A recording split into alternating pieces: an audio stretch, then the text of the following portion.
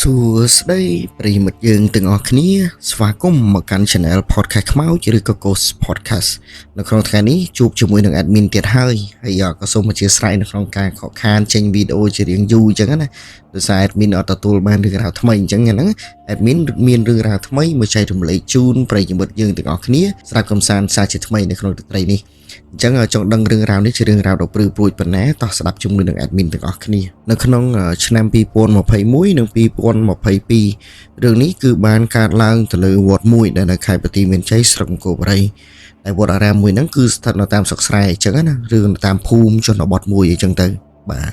នៅក្នុងឆ្នាំនោះដែរវត្តអារាមនេះគឺជាវត្តអារាមដ៏ល្បីល្បាញមួយនិងវត្តអារាមដែលស័ក្តិសិទ្ធិបំផុតហ្នឹងណាដែលជាទីសក្ការៈដល់ពុទ្ធបរិស័ទទាំងអស់ដែលនៅក្នុងភូមិឬនៅក្រៅភូមិផងដែរហើយវត្តហ្នឹងគឺមានប្រសង់គង់នៅគួរសមដែរព្រោះនៅក្នុងវត្តហ្នឹងគឺមានទាំងសមណេរនេនភិក្ខុជាដើមអញ្ចឹងទៅតែមានបច្ចេកវិទ្យាវត្តហ្នឹងឈ្មោះថាល្អំរស់ដែលគាត់នៅកាន់កាប់ទីហ្នឹងហើយរឿងរ៉ាវនេះគឺជារឿងរ៉ាវដ៏ព្រឺព្រួយមួយដែលបានកើតឡើងទៅលើព្រះសង្ឃពីរអង្គដែលនៅចាំព្រះប្រសានៅក្នុងវត្តហ្នឹងផងដែរហើយព្រះសង្ឃពីរអង្គហ្នឹងមានឈ្មោះថាព្រះអង្គនេតនិងព្រះអង្គសំបាទហើយកត់ដែលព្រះអង្គទាំងពីរគង់នៅនឹងគឺនៅជាប់នឹងកត់របស់បច្ចេកវិទ្យាវត្តតែម្ដងបាទគឺនៅជិតគ្នាអញ្ចឹងណាមិនមែនថានៅឆ្ងាយគ្នាប៉ុន្មានទេគឺថាកត់របស់ព្រះអង្គនេតនិងព្រះអង្គសំគឺនៅជាប់គ្នាអញ្ចឹងណាប៉ុន្តែកត់របស់ព្រះអង្គនេតនិងព្រះអង្គសំកត់របស់ព្រះអង្គទាំងពីរគឺមានដើមពោធិ៍ដ៏ធំមួយហើយដើមពោធិ៍ដ៏ធំហ្នឹងគឺនៅចំពីមុខឬក៏នៅចំកណ្ដាលកត់ហ្នឹងតែម្ដងមានន័យថាកត់របស់ព្រះអង្គនេតនិងព្រះអង្គសំគឺកត់តែមួយប៉ុន្តែបន្ទប់ពីរហើយកត់ហ្នឹងធំអញ្ចឹងណាហើយកត់ហ្នឹងគឺសាងសង់ឡើងដោយឈើអញ្ចឹងណាហើយមានដើមពោធិ៍លក្ខណៈដើមពោធិ៍ហ្នឹងគឺធំមែនទែននៅចំពីមុខហ្នឹងហើយនៅមុខដើមពោធិ៍ហ្នឹងគឺមានរូបព្រះពុទ្ធឬរូបសក្ការៈអីអញ្ចឹងទៅដែលគេដាក់តាំងអញ្ចឹងណាហើយកត់របស់ព្រះអង្គនេតនិងព្រះអង្គសំគឺមានណាមិនមានអង្គណាហ៊ានគង់នៅទេអញ្ចឹងណានេនឬក៏ភិក្ខុសាមណេរអីចឹងណាអត់មានអាហ៊ានគង់នៅកត់ហ្នឹងឯងអញ្ចឹងពីព្រោះអង្គផ្សេងដែលគង់នៅកត់ហ្នឹងណាដូចនេនដែលគង់នៅកត់ហ្នឹងតែទៅជួបហេតុការណ៍ចល័យជាច្រើនដូច្នេះព្រះអង្គផ្សេងគឺអត់ហ៊ានគង់នៅហើយតែដល់ពេលព្រះអង្គនេតនិងព្រះអង្គសំព្រះអង្គទាំងពីរលក្ខណៈថាអត់សូវជឿរឿងហ្នឹងឯងហើយទី1ព្រះអង្គនេតនិងព្រះអង្គសំហ្នឹងគឺអត់សូវខ្លាចដែរទៅលើរឿងអស់ហ្នឹងអញ្ចឹងណាមិនមែនមានន័យថាអត់ជឿទេគឺជឿប៉ុន្តែគឺអត់ខ្លាចអញ្ចឹងណាដូច្នេះព្រះអង្គទាំងពីរគឺពិភាក្សាគ្នាហើយក៏ត្រូវគ្នាអញ្ចឹងណាដូចថាពិភាក្សាត្រូវគ្នាហើយក៏ស្រេចចិត្តគង់នៅកត់នឹងតែម្ដងពីព្រោះព្រះអង្គទាំងពីរមើលទៅកត់នឹងរៀងធំដែរដូចខ្ញុំនិយាយតាំងពីដំបូងអញ្ចឹងណាដូច្នេះងាយស្រួលក្នុងការសឹងអញ្ចឹងណាហើយរៀបចំសម្ភារៈផ្សេងដូចស្បង់ជីពោឬក៏ភេសជ្ជៈឬក៏អាវ៉ាន់ផ្សេងដែលលក្ខណៈថាញាតញោមយកមកប្រគេនអីចឹងណាដល់អាពេលហ្នឹងព្រះអង្គទាំងពីរបានរៀបចំអាវ៉ាន់ចូលភ្លាមតែម្ដងហើយនៅក្នុងកត់នោះហើយព្រះអង្គទាំងពីរក៏បានបោះសម្អាតឬរៀបចំជូតសម្អាតឬក៏ធ្វើឲ្យវាមានដូចថាសភាពស្អាតជាងមុនអញ្ចឹងណាដើម្បីងាយស្រួលក្នុងការសឹងក្នុងយប់ហ្នឹងតែម្ដងអញ្ចឹងព្រះអង្គថ្ងៃឡើងគឺចាប់ដើមសម្អាតហើយអញ្ចឹងយប់ហ្នឹងព្រះអង្គនឹងគិតថាសឹងនៅហ្នឹងតែម្ដងហើយវាទលាយផងអញ្ចឹងក៏រើអាវ៉ាន់ចេញពីកត់ផ្សេងពីកត់ដែលនៅជាមួយនេនហ្នឹងទៅនៅក្នុងកត់ហ្នឹងតែម្ដងទៅលុះដល់ពេលល្ងាចឡើងព្រះអង្គទាំងពីរហ្នឹងក៏បាននិមន្តចូលទៅក្នុងព្រះវិហារដើម្បីធ្វើកិច្ចសូត្រមន្តដល់ពេលល្ងាចទៅតាមទលាមទម្លាប់របស់ពុទ្ធសាសនាយើងធម្មតាអញ្ចឹងណាហើយទៅទាំងអស់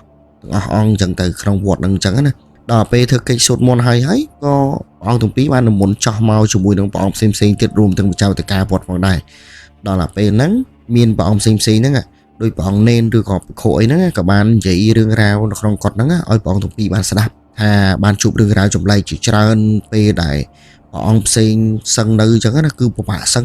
គឺសឹងមិនលក់ឯពោះមានពួកអមនុស្សមករំខានជាច្រើនមែនទែនលក្ខណៈថាធ្វើទុកទុំមិនឲ្យសឹងបានអញ្ចឹងណាដល់ពេលហ្នឹងព្រះអង្គនេតនិងព្រះអង្គសំបានដឹងរឿងរ៉ាវហ្នឹងហើយតែព្រះអង្គទាំងពីរមើលទៅលក្ខណៈថាអត់សូវខ្លាចហើយក៏មិនសូវជាជឿទៅលើរឿងហ្នឹងមិនមែនមានថាមិនជឿគឺជឿអញ្ចឹងណាហើយក៏បានឆ្លើយតបទៅ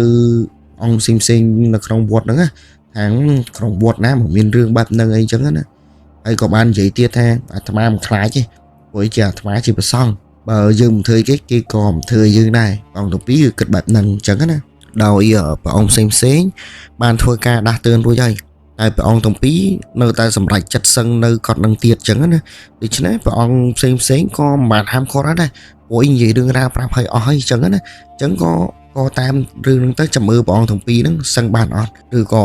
អាចនឹងមានជួបរឿងរ៉ាវអីផ្សេងពីនឹងទៀតអត់អញ្ចឹងណា លុះដល់ពេលយប់ឡើង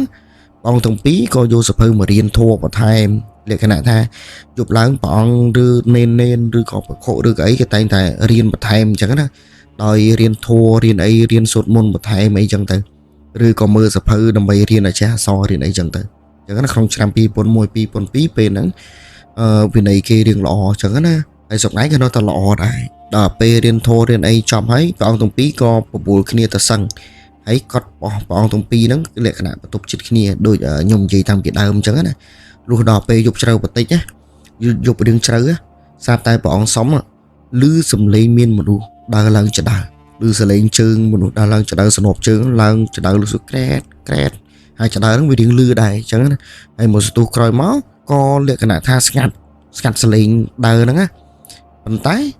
បន្ទាប់ពីស្ងាត់អាសំឡេងដើរហ្នឹងមកក៏លឺសំឡេងគោះទ្វារនៅនឹងកត់របស់ព្រះអង្គនេតកន្លែងមុខបន្ទប់របស់ព្រះអង្គនេតមកដល់ពេលហ្នឹងព្រះអង្គសំក៏សង្ងំស្ដាប់សំឡេងគោះទ្វារហ្នឹងថានេះយប់ស្មើហ្នឹងណាគេមកគោះទ្វារឬក៏នេនមានការអីទេប៉ុន្តែលក្ខណៈថាព្រះអង្គគិតរៀងចម្លែកដូចថាគោះយូរហើយតែព្រះអង្គនេតអត់ចេញមកបើកទ្វារពេលហ្នឹងព្រះអង្គសំក៏សង្ស័យថាតើណាគេមកគោះទ្វារនៅមុខព្រះអង្គនេតស្រាប់តែពេលហ្នឹងព្រះអង្គសំក៏ទៅបើកទ្វារមើលបើកទ្វារខ្លួនឯងស្រាប់តែមើលទៅអត់ឃើញមានអីគឺអត់មានមនុស្សអត់មានសលេងគោះទ្វារទាំងអស់ពេលបើកហ្នឹងដល់ពេលហ្នឹងព្រះអង្គនេតក៏បិទទ្វារចូលសឹងវិញស្រាប់តែមិនទាន់ដើរទៅដល់ក្រេរបស់ព្រះអង្គស្រួលបួលផងណាក៏ឮសំឡេងគោះទ្វារនឹងមកមួយសារទៀតនៅមុខកត់ព្រះអង្គនេតនឹងម្ដងទៀតតែម្ដងឮសូរតុកអញ្ចឹងណាលើកនេះព្រះអង្គសំបើកទ្វារមើលទៅម្ដងទៀតអញ្ចឹងណាតែមើលអត់មានឃើញអីទេពេលហ្នឹងពេលនោះព្រះអង្គសុំក៏ស្ដៅទៅកត់ព្រះអង្គនេតហ្មងលក្ខណៈដើរទៅកត់ព្រះអង្គនេតខ្លាហានអត់ខ្លាចហ្មងហើយក៏គោះទ្វារព្រះអង្គនេតហើយពេលគោះទ្វារទៅព្រះអង្គនេតក៏ចេញមកបើកទ្វារពេលហ្នឹងព្រះអង្គសុំក៏សួរទៅព្រះអង្គនេតថាព្រះអង្គមានឮសលេងអីអត់ចឹងណាព្រះអង្គនេតក៏បានឆ្លើយទៅព្រះអង្គសុំថាអត់មានឮសលេងគោះទ្វារអីផងចឹងណាពេលនោះព្រះអង្គដូចថាព្រះអង្គនេតក៏លក្ខណៈមើលទៅរឿងភ័យស្រាប់តែពេលហ្នឹងមានអារម្មណ៍ថាអត់ស្រួលទេប៉ុន្តែក៏អត់និយាយអីច្រើនទេក៏សម្រេចចិត្តនិមន្តទៅកត់ខ្លួនឯងវិញចូលទៅបន្ទប់ខ្លួនឯងវិញណាលុះដល់ពេលព្រះអង្គសំទៅដល់បន្ទប់ខ្លួនឯងវិញហើយស្រាប់តែមកស្ទុះក្រោយមកក៏ឮសំឡេងគោះទ្វារហ្នឹងម្ដងទៀតប៉ុន្តែឮម្ដងហ្នឹងមិនមែនឮនៅរបស់កត់ព្រះអង្គនេតទេក៏ឮនៅមុខកត់របស់ខ្លួនឯងតែម្ដងពេលនោះព្រះអង្គសំភ័យហើយនៅក្នុងរាត្រីហ្នឹងព្រះអង្គសំគឺសឹងអត់លក់ទេឮតែសំឡេងហ្នឹងរហូតហើយបន្ថែមពីលឺសលេងនឹងមួយទៀតប្រហែលជារំលងពាក់កណ្ដាលអាត្រៀតរំលងពាក់កណ្ដាលអាត្រៀតទៅបានប្រហែលជា 2-3 ម៉ោងអញ្ចឹងណាស្រាប់តែលឺសលេងមនុស្សស្រីហ្នឹងនិយាយមនុស្សស្រីហ្នឹងលឺសលេងមនុស្សស្រីនិយាយថាព្រះអង្គកណាសុំចូលដែរអីចឹងណាស្រាប់តែពេលហ្នឹងព្រះអង្គសុំហ្នឹងគឺលក្ខណៈថាព្រឺខ្លួនព្រឺសម្បល់ខ្ញាក់តែម្ដងគឺសឹងលេងលក់បដ ாய் ពេលហ្នឹងមកយប់ទៅភ្លឺហ្នឹងគឺព្រះអង្គសុំអត់បានសឹងយប់ទៅភ្លឺហ្នឹងអត់មានបានសឹងសំបីតែម៉ាក់បន្តិចឲ្យតែរៀបលក់ឮសំឡេងរៀបនឹងលក់ហើយឮសំឡេងមកវិញហើយឮសំឡេងគោះទ្វារហើយឮទៅសំឡេងមនុស្សស្រីនិយាយទៀតធ្វើឲ្យព្រះអង្គសុំហ្នឹងព្រឺព្រួយឲ្យដេកឃ្លុំភួយហ្មងពេលហ្នឹងគឺខ្លាចហើយលក្ខណៈថាស្ដែងណានៅក្នុងមុខឮសំឡេងហើយស្ដែងពេលដែលជួបដូចថាអត់មានអីសោះហ្មងស្រាប់តែដល់ពេលព្រឹកឡើងព្រះអង្គនេតហ្នឹងក៏ចេញមកលុបមុខឬក៏សម្អាតខ្លួនឬក៏ស្រង់ទឹកស្រង់អីជាមួយនឹងព្រះអង្គសុំទៅតែមើលទឹកមុខព្រះអង្គសុំមើលទៅដូចស្លេកស្លាំងលក្ខណៈថាដូចមនុស្សអត់បានគេងអញ្ចឹងយប់មិញអញ្ចឹងណាស្រាប់តែពេលហ្នឹងព្រះអង្គនេតក៏បានសួរទៅព្រះអង្គសុំសួរថាព្រះអង្គអីទឹកមុខមិនចឹងស្លេកស្លាំងចឹងហើយភ្នែកស្លក់មកយប់មិញព្រះអង្គអត់បានសឹងទេហីដល់ពេលព្រះអង្គសុំក៏តបទៅព្រះអង្គនេតវិញហ្នឹងយប់មិញអាត្មាសឹងអត់លក់គេរោរឿងលឺសំឡេងនេះដូចថាគេមកបន្លាចហ្មងគេមកឲ្យដឹងថាគេនឹងនៅហ្នឹងអញ្ចឹងដល់ពេលព្រះអង្គសុំដូចថាព្រះអង្គនេតលឺព្រះអង្គសុំនិយាយអញ្ចឹងព្រះអង្គនេតថាយប់មិញអាត្មាសឹងលក់ស្រួលសឹងអីអត់មានលឺអីផងក៏ហកអាត្មាឯងបើលឺទាំងអស់គ្នាមកស្ទុះឡើងដល់អាពេលស្រង់ទឹកស្រង់អីរួចហើយក៏និមន្តចេញទៅបិណ្ឌបាតតែព្រះអង្គសុំអត់និមន្តទៅឯងឲ្យព្រះអង្គនេតទៅហើយព្រះអង្គសុំទៅប្រាប់ប្រជាវត្តការវត្តទៅប្រាប់ល្អមរស់ដែលជាប្រជាវត្តការវត្តហ្នឹងថាព្រះអង្គហ្នឹងអាត្មាស្រួលខ្លួនទេអាត្មាសុំអត់បិណ្ឌបាតមួយថ្ងៃអញ្ចឹងណាហើយដល់ពេលប្រជាវត្តការវត្តមើលទៅក៏ឃើញថា ទឹកមុខស្លេកស្លាំងមកទៅដូចចាស្រួលខ្លួនអញ្ចឹងណាហើយក៏បានប្រើកូនសិស្សរបស់លោកហ្នឹងឲ្យទៅទិញថ្នាំមកឲ្យព្រះអង្គសុំដើម្បីឲ្យព្រះអង្គសុំហ្នឹងបានលេបទៅបានរៀងធូរស្រាលអញ្ចឹងណាខ្លាចមានអាការៈក្តៅគ្រុនក្តៅល្ងាអីចឹងទៅតែប្រជាវត្តការវត្តណាអត់ដឹងថាមានរឿងអីកើតឡើងទេពេលហ្នឹងអត់ទាន់ដឹងទេដល់តែពេលព្រះអង្គសុំដូចថាអត់បាននិមន្តទៅបិណ្ឌបាតណាអញ្ចឹងព្រះអង្គផ្សេងចេញទៅអស់ហើយនៅសល់តែព្រះអង្គសុំហើយព្រះអង្គសុំនៅក្រោមកត់របស់ព្រះអង្គសុំកត់ឈើហ្នឹងគឺមានរឹងមួយអញ្ចឹងព្រះអង្គសុំក៏ទៅសឹងនៅអានរឹងហ្នឹងស្រាប់តែពេលដាក់ខ្លួនសឹងឲ្យលក់ពេលហ្នឹងព្រះអង្គសុំដូចថានិមិត្តឃើញថាមានមនុស្សស្រីម្នាក់ពាក់ដូចថាពាក់ឈុតបុរាណណាដូចថាលក្ខណៈពាក់ស្បៃពាក់ឈុតបុរាណហើយមុខមាត់ស្អាតបាតអង្គុយនៅមុខកត់របស់ព្រះអង្គហ្នឹងមកអាកន្លែងដឹមពោអង្គុយនៅមុខហ្នឹងមកថាអង្គុយឲ្យញឹមមកកាន់ព្រះអង្គហើយមូសូឡង់ដើរដល់ពេលមូសូឡង់ដើរថាដើរមករោព្រះអង្គណាដល់ពេលហ្នឹងព្រះអង្គសុំបើកលក្ខណៈថាភ្ញាក់ទៅក៏ឃើញសមោលខ្មៅមួយសកត់ទៅលើខ្លួនហើយព្រះអង្គសុំក្រៅខ្លួនអត់រួចទេអើយព្រឺសបល់ហ្មងនេះអត់មាននិយាយនឹងព្រឺសបល់ហ្មងដល់ពេលក្រៅខ្លួនដូចគឺព្យាយាមក្រៅក៏ព្យាយាមសូត្រមុនហើយសូត្របត់មេត្តាសូត្រអីចឹងណាព្យាយាមសូត្ររហូតដល់តែរើខ្លួនរួចតែព្រះអង្គពេលហ្នឹងព្រះអង្គសំក៏ដឹងថាសមោលខ្មៅហ្នឹងជាអីដែរតែឃើញមកសកត់លើព្រះអង្គពេលហ្នឹងទោះឡើងលោកផ្សេងហ្នឹងមានលោកនេនខ្លះហើយនិមន្តចូលវត្តដូចថាបិទបាតយកចង្ហាន់មកចូលវត្តចឹងណាដល់តែពេលអញ្ចឹងទៅព្រះអង្គសុំហ្នឹងក៏និមន្តទៅរកនេនថានេនអាត្មាសុំខ្ចីសកត់តិចមកអាត្មាសុំសឹងបន្តិចអាត្មាសឹងអត់លក់ទេដល់ពេលទៅនេនហ្នឹងក៏ដឹងហើយគឺដឹងរឿងហើយក៏បានសួរទៅព្រះអង្គសុំថាម៉េចព្រះអង្គសឹងអត់លក់ទេអាត្មាប្រាប់ទៅថាគាត់ហ្នឹងសឹងអត់លក់ទេហើយពេលព្រះអង្គចូលនៅព្រះអង្គមានសុំមានអីគេនៅដល់ពេលហ្នឹងព្រះអង្គសុំហ្នឹងក៏គិតក្នុងចិត្តថាយប់មកអាត្មាអត់បានសុំអញ្ចឹងព្រះអង្គសុំហ្នឹងក៏យកធូបយកទៀនហ្នឹងទៅអុជនៅលើកត់របស់ខ្លួនឯងផ្ទាល់តែម្ដងហើយគឺសុំថាអាត្មាមកនៅកត់នឹងអាត្មាសុំសេចក្តីសុខកុំមកលងកុំមកបណ្ដាច់អាត្មាអញ្ចឹងណាអាត្មាជាសង្ឃអីចឹងទៅក៏បានមានមាត់មានកពលមាត់ពលកទៅលើរឿងហ្នឹងស្រាប់តែពេលពលមាត់ពលកទៅគឺរៀងស្ងាត់ហើយព្រះអង្គសុំថ្ងៃឡើងក៏ទៅសឹងនៅក្រោមកត់ហ្នឹងក៏សឹងលក់ធម្មតាទៅពេលហ្នឹងណាសួរឡើងព្រះអង្គនេតម្ដងព្រះអង្គនេតបន្ទាប់ពីឆាន់ថ្ងៃត្រង់ឆាន់អីជាមួយនឹងព្រះអង្គផ្សេងហើយនឹងព្រះអង្គសុំហើយក៏បានទៅសឹងនៅក្រោមកត់របស់ខ្លួនឯងដែរពេលហ្នឹងដល់ពេលសឹងទៅមកស្ទួឡើងព្រះអង្គសុំក៏សឹងលក់មុនអញ្ចឹងណាហើយព្រះអង្គនេតក៏ចាប់ដើមសឹងនៅគៀនព្រះអង្គសុំហ្នឹងព្រោះរឹងចងចិត្តគ្នាក៏សឹងព្រមគ្នាដល់ពេលមកស្ទួឡើងព្រះអង្គសុំហ្នឹងក៏កត្រាក់ខ្លួនមកទំហឹងតែម្ដងលក្ខណៈថាឮព្រះអង្គនេតស្រែកមកទំហឹងស្រែកថាអូយអីចឹងទៅលក្ខណៈអញ្ចឹងមកដល់ពេលទាំងថ្ងៃមកដល់ពេលហ្នឹងទៅព្រះអង្គនេតនិងព្រះអង្គសុំហ្នឹងក៏មានអារម្មណ៍ថាអត់ស្រួលទេកាន់តែអត់ស្រួលប៉ុន្តែអត់ទាន់ហ៊ានប្រាប់ណាក៏តឲ្យព្រះអង្គនេតហ្នឹងព្រះអង្គសុំហ្នឹងក៏សួរព្រះអង្គនេតសិនថាព្រះអង្គឯងមានអុជធូបមានអីសុំគេនៅព្រះអង្គនេតថាអត់ទេពេលហ្នឹងព្រះអង្គសុំក៏ឲ្យព្រះអង្គនេតហ្នឹងតអុជធូបអុជអីសុំគេមានន័យថាសុំគេអាស្រ័យចឹងណានៅក្នុងកត់ហ្នឹងដល់ពេលសុំរួចហើយក៏មកសឹងថ្ងៃវិញតែលើកហ្នឹងអត់មានបញ្ហាអីទេដល់ពេលយប់ឡើងក៏ចូលទៅសឹងបន្ទាប់ពីធ្វើកិច្ចសូត្រមន្តនៅក្នុងវិហាររួចចឹងណាទាំងអស់គ្នាហ្នឹងសឹងលើកហ្នឹងគឺសឹងពីក្បាលប្រលប់ហ្មងលក្ខណៈសឹងពីល្ងាចបញ្ញាប់ចូលសឹងហ្មងគឺអត់បានរៀនធัวចឹងណាគឺចូលសឹងហ្មងហើយណាមួយព្រះអង្គសុំមើលទៅក៏អត់ស្រួលខ្លួនទេតែលើកហ្នឹងគឺអត់ហ៊ានសឹងកប់រៀងខ្លួនទេព្រះអង្គសុំហ្នឹងឲ្យព្រះអង្គនេតហ្នឹងមកសឹងនៅនឹងកត់ខ្លួនឯងពេលហ្នឹងហើយព្រះអង្គនេតហ្នឹងក៏ហាមឃាត់លក្ខណៈថាមិនបដិសេធដែរថាសឹងបាន2នាក់ទៅគឺបានគ្នាអីចឹងណាអញ្ចឹងក៏ព្រះអង្គនេតហ្នឹងក៏ស្រេចចិត្តទៅសឹងនៅកត់ព្រះអង្គសុំដល់ពេលសឹងនៅយប់ហ្នឹងប្រអួចហ្នឹងគឺអត់បានបិទទេភ្លេចបិទទៀតហើយព្រះអង្គនេតនិងព្រះអង្គសុំហើយគាត់ហ្នឹងគាត់បោះព្រះអង្គសុំអញ្ចឹងគឺភ្លេចបិទតែអ្នកទាំងអស់គ្នាដឹងថាមានហេតុការណ៍កើតឡើងដល់ពេលយប់ហ្នឹងព្រះអង្គសុំហ្នឹងគឺឈឺបត់ជើងដូចថាដោះសัตว์អញ្ចឹងតាមភាសារបស់ពុទ្ធសាសនាយើងអញ្ចឹងណាក៏និមន្តចុះទៅក្រោមនិមន្តតាមចដើអញ្ចឹងណាដល់ពេលព្រះអង្គធ្វើកិច្ចភារកិច្ចខ្លួនឯងរួចរាល់អស់ហើយក៏និមន្តឡើងមកវិលមកលើវិញមកលើគាត់ខ្លួនឯងវិញអញ្ចឹងណាស្រាប់តែពេលហ្នឹងឯងគ្រាន់តែព្រះអង្គសុំដាក់ខ្លួននៅក្នុងក្រេព្រឹបក៏ឃើញមានភ្លើងអីមួយលក្ខណៈលំធំហោះចេញពីដើមពោហ្នឹងមកដល់ពេលហ្នឹងព្រះអង្គអូយអេដមីននិយាយភ្លាមព្រឺនេះព្រឺមែនទេណាដល់ពេលហ្នឹងទៅក៏ ឃើញភ្លើងដ៏ធំហោះចេញពីដើមពោនឹងប៉ុន្តែហោះអត់ឆ្ងាយគឺហោះឆ្វែហោះចេញពីដើមពោនឹងហើយឆ្វែជុំវិញដើមពោនឹងមកឆ្វែហើយដល់ពេលព្រះអង្គសំផ្ទៀងមើលភ្លើងថាភ្លើងអីគេព្រះអង្គសំឆ្ងល់តែភ្លើងនឹងធំហើយពណ៌អត់ច្បាស់ហើយអត់ច្បាស់ពណ៌ទៀតពេលហ្នឹងស្រាប់តែមស៊ូឡើងអាភ្លើងហ្នឹងបែកព្រាកគឺបែកប្រៅហ្មងលក្ខណៈថាបែកចេញពីគ្នាហើយក៏មានអាភ្លើងតូចហ្នឹងឆោះឆ្វែជុំវិញហ្នឹងហើយចូលទៅដើមពោនឹងវិញទាំងអស់រស៊ូសឡើងណាព្រះអង្គសំគាត់ឃើញអញ្ចឹងទីងពួយបិទភាំងហើយភ្ញាក់ដល់កត់ផ្សេងទៀតរហូតដល់បចៅតកាវត្តហ្នឹងដើរមកសួរព្រះអង្គសំនិងព្រះអង្គនេតណាថាមានរឿងអីមែនដល់ពេលព្រះអង្គពេលហ្នឹងព្រះអង្គសំក៏បានដាស់ព្រះអង្គនេតថាបចៅតកាវត្តមករោហើយក៏